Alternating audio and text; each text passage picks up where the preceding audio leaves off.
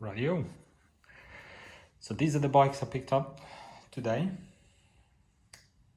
Two are Avanti blades, aluminium frame with the steel forks, and one is a Giant, which I think it's all aluminium. They are in various states of disrepair, so I will put them up on a stand and show you a little bit more detail. Okay, this is a Blade 1.0 Avanti, relatively basic spec road bike. So and see what would need replacing, and so we can get it out on the road as soon as we can. So what I'm picking up, the grips are actually in a good condition, so I'm not going to actually touch these ones. Shifters actually work. These quite often get gummed up.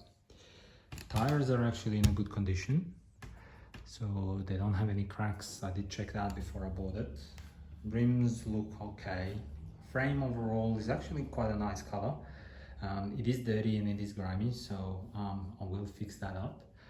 The seat is also in a good condition. There is a small tear over here, but overall I think for the price range it's perfectly acceptable. The basic group set on this thing runs the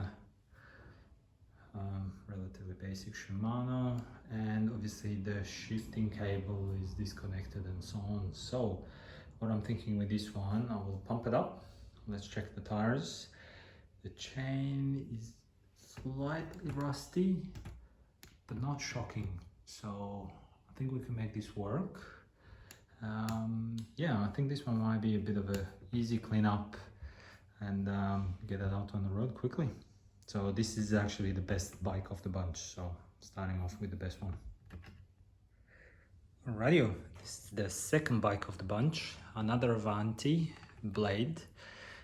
This one is a road sport spec, so it does actually have a nicer gears, at least the front chain set. It is crustier though, so the grips will need replacing. Shifters are working but very heavy, so most likely all the cable housing will need to be replaced because they're all gray. There is a lot more corrosion on this one, so we will need to do some evaporust to clean up all these bolts. Tires are also in a good condition, no cracking on this one. Seat is also not as good. There is a tear up at the top, so we will have to replace this one. But it is a nicer group set, nicer wheels on this one.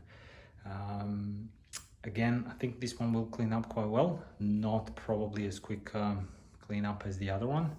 And there is some damage over here on the forks. So yeah, this one will need a little bit more work, a little bit more pulling apart and cleaning up some of the parts, like mostly the bolts, and getting rid of some of this rust. But overall the bike is actually in a good condition. So again, I think this one will be a relatively simple fix, but we'll need some more work. And the last bike we have is Giant CRX4. This is the worst bike of the bunch. This one is definitely in a lot worse condition than all the others. Mostly corrosion. So you can see chain is really crusty and rusty. Cables and the cable housing will have to go completely.